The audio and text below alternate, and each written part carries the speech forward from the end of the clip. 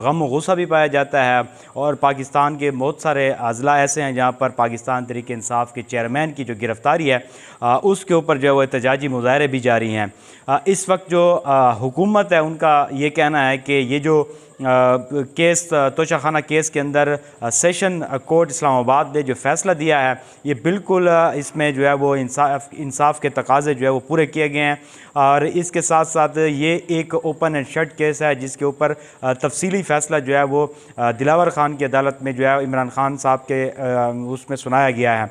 तो इसमें एक तरफ PDM हुकूमत का जो है वो मौक़िफ़ है, दूसरी तरफ जो है वो PTI के लोग एहतजाज कर रहे हैं। हमारी चूँकि कुछ तनकीदी नज़र भी इसके फ़ैसले के हवाले से जो है वो थी, शुरू से ही हम इसको देख रहे हैं। और पाकिस्तान तहरीक इंसाफ के जो कारकुनान हैं उनका भी एक अपना जो है वो एग्रेसिव रवैया जो है वो भी सामने आ रहा है। तो पाकिस्तान तहरीक इंसाफ